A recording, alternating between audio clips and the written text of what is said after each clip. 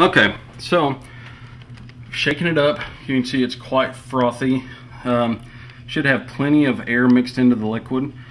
So basically all we have to do now is go and add this yeast. So remember in the first I talked about I made a yeast starter. That's what this is. You can see it sitting there bubbling out of the airlock. So basically we're going to add that, and that's actually going to add more sugar and fermentables to that, because basically it's just a mini batch of beer. So we're going to put that in there, and then we'll seal it up with the airlock, and that'll be it. So we have our yeast starter here. I'm going to pull the airlock out and set that in the sink. It's very, very bready smelling. It's that yeast working. You probably can't tell, but if you look at this, there's no yeast really settled on the bottom of this container.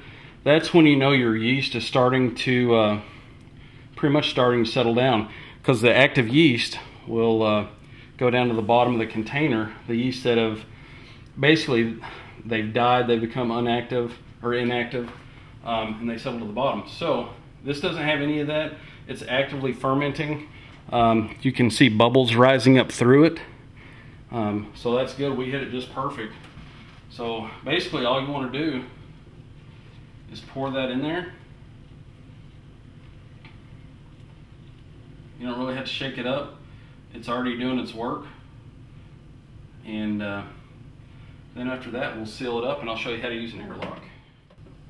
Alright, so we're ready to seal up our homebrew. Basically I'm going to show you here what an airlock is. Basically all this does, it's a 3-piece airlock. You have this part, and you have this part that goes on top of it, and then you have a lid that keeps it all together. These buckets have a hole drilled in the top with a rubber grommet. We stick that in there, and this has been soaking in sanitizer too. Like I said, anything that touches the beer after it's done boiling has to be sanitized. So we're going to put that on there, and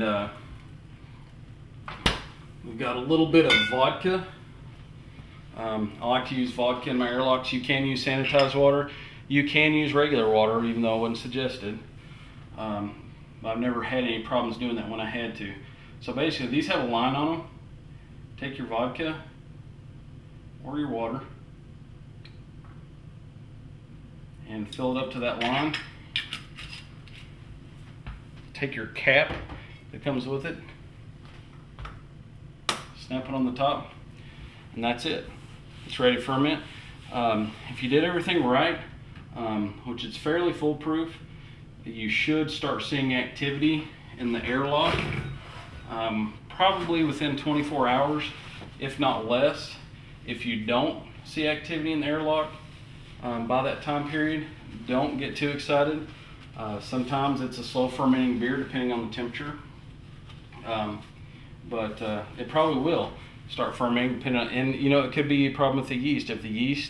If a majority of the yeast in your packet or your liquid yeast, if it's old or it's getting close to being expired, or if it's not warmed up to room temperature before you put the yeast in there, it could just be a slow starter. So don't get too excited if it doesn't just start bubbling within an hour or two. By the third day, if it's still not bubbling, that's when you might start getting worried. But it's always a good idea when you order a beer kit or ingredients, have an extra packet of yeast in your fridge, which I always have one. I have one right here. I always keep one just in case. So, you know, if I have had a beer not ferment, I've got an extra packet of yeast here. It's not the same exact kind for this beer, but it is an extra packet of yeast if I got in a pinch. It would affect the flavor if I didn't have the same yeast. So basically just sit back and watch it. Since I had this big yeast starter already going, I probably expect this this batch to start bubbling out of the airlock in, you know, probably 8 or 10 hours, if not less. So I'm going to go set it in a, usually with my beer I put it in a Rubbermaid tub just in case you know, it gets going crazy and it overflows. I don't want to get it on the carpet, I don't want to get it on a table, just anything. So I'll set it in a Rubbermaid tub and then set that on a table. The biggest, most important thing I can say, make sure you pay attention to this thermometer strip. Don't let it get too hot. If you let it, right now it's gone down to 74 degrees. Don't let it get any hotter than that if you can. Put it in a cool room. Put it somewhere where it's going to stay cool. If it gets up around 78, 80 degrees on an ale like this, it's going to produce really bad off flavors. My very first homebrew batch I made, that's what happened. So make sure you keep it as cool as possible. If you have it in a Rubbermaid tub like I do, when I brew beer in the summer, I'll put it in the tub. If it starts getting too hot, I'll fill that tub with probably a 4-inch, 5-inch layer of water, and then wrap a towel around my fermenter that's soaked in water, and then put a fan on it. It uses evaporative cooling, and it'll cool it down so you'll stay in that ideal temperature range. So make sure you do that. And the last thing is to make sure once it starts fermenting, do not shake it at all. I know I aerated, I shook it like crazy before I pitched the yeast. That's the only time you want to do that. After it starts fermenting, if you aerate the beer or if it's still wort, once it started turning into beer, if you aerate it, get air mixed into that, shake it up, it's going to produce a cardboard flavor, and it's just going to really ruin your beer. So be as gentle as you can with it. Try not to slosh it around if you have to move it or shake it, and keep it as steady as possible. Wait for 2 weeks. Most recipes say 2 weeks. If you're going to do a secondary fermentation, you can transfer it after a week to 10 days. If you're not adding dry hops, I wouldn't even bother doing a secondary fermentation. Just leave it in there. And if you really want good tasting beer, leave it in there 4 weeks. I know the directions say 2 weeks. Leave it in there 4 weeks.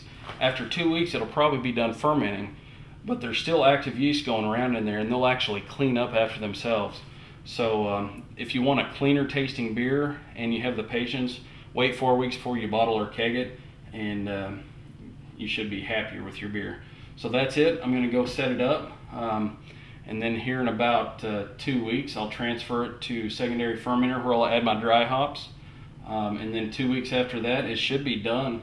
Then we'll pump it into the keg, and it should be ready to drink in a week or two after that.